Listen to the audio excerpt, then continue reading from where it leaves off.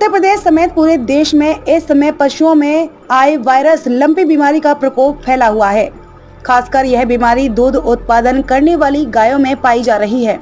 अब तक उत्तर प्रदेश में 21 जिलों के अंदर 12,000 से ज्यादा केस सामने आए हैं, जिनमें 85 पशुओं की मौत भी दर्ज की गई है। पशुओं में लंपी वायरस से फैलने वाली बीमारी क्या है, इसको जानना व जागरूक होना बहुत जरूरी है। अयोध्या जिले के कुमारगंज स्थित आचार्य नरेंद्र देव कृषि एवं प्रौद्योगिकी विश्वविद्यालय के कॉलेज ऑफ वेटरनरी साइंस के assistant professor doctor Vibha Yadav ने इस पर रिसर्च किया है। उनका कहना है कि लंपी वायरस डिजीज मवेशियों में होने वाले संक्रामक वायरस है, जो ज्यादातर गायों में हो रही है। भैंसों में ना के बराबर की सूचना है। इसका प्रमुख लक्षण मवेशी के नाक व मुंह से पानी व लार का गिरना होता है। गाय को तेज बुखार रहता है और यह भोजन छोड़ देती है। पशुओं में चमड़ी के नीचे छोटे छोटे दाने हो जाते हैं। तेज बुखार के साथ वह दाने घाव का रूप ले लेते हैं।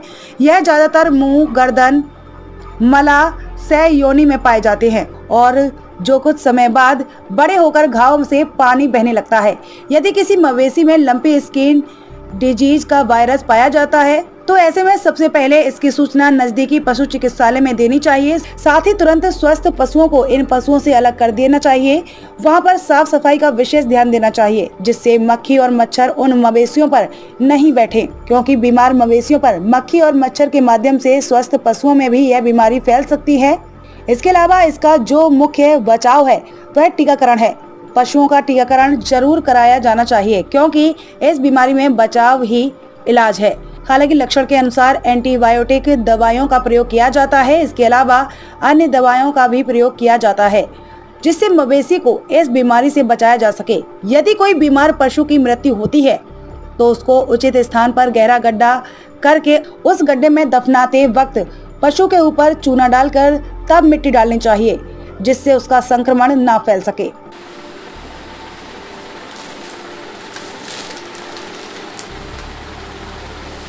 तो मैम, उसको जो उपाय आपने बताए, क्या क्या उपाय बताए हैं? इसके उपाय यही हैं कि सबसे पहले तो हमें अपने जानवर, अगर हमें किसी पशु में इस बीमारी के लक्षण दिखाई देते हैं तो उनको स्वस्थ पशु से तुरंत अलग कर देना चाहिए। और जो इनका खान पान है, पानी है, चारा है, वो पहले हमें जो है इस बीमार पशु को चारा दाना देना चाहिए। और जो भी हमारे पशुपालक भाई हैं जो संक्रमित पशुओं के पास जा रहे हैं, उनके खाने पीने का ध्यान रख रहे हैं, उनको जो है पहले अपने हाथ को या अपने चारा दाना देना चाहिए। कभी ऐसा उल्टा नहीं करना चाहिए कि पहले बीमार पशु को खाना दाना दें, उसके बाद स्वस्थ पशु को दें। सबसे पहले हमें स्वस्थ पशु को खाना दाना देने के बाद ही जो है बीमार पशु को खाना दाना देना चाहिए। और हमें किसी भी जो है ऐसे स्थान पर नहीं भेजना चाहिए, जैसे मेला है वहाँ पर अपने पशुओं को नहीं भेजना चाहिए। और कोई भी पशु अगर हमारे नया लेते हैं तो उसको हमें अलग 10 से 15 दिन तक अलग रखना चाहिए। वो क्या है ये? यह एक जो है मुख्यतः जो है मवेशियों में होने वाले चमड़ी का रोग है, जो कि वायरस के द्वारा फैल रहा है। और यह एक संक्रामक, छुआछूत एवं आर्थिक महत्व की बीमारी है, जो कि ज्यादातर जो है ये मवेशियों में, गायों में हो रही है और ये भैंस में ना के बराबर होती है।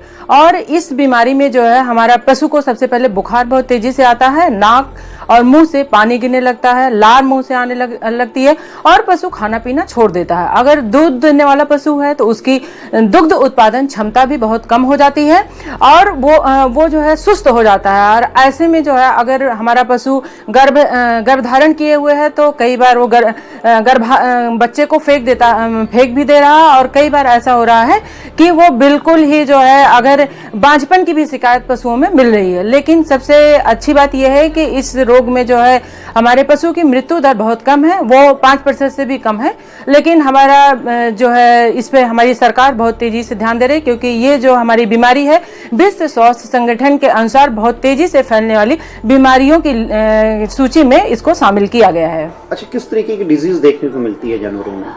इसमें ये होता है कि पहले जो हमारा पशु होता है उसके शरीर पर छोटे छोटे दाने, चमड़ी के नीचे छोटे छोटे दाने निकल जाते हैं और उसके बाद पशु में तेज बुखार आता है और उसके बाद धीरे धीरे ये दाने जो होते हैं एक बड़ा घाव का रूप ले लेते हैं और उसमें पानी भर जाता है।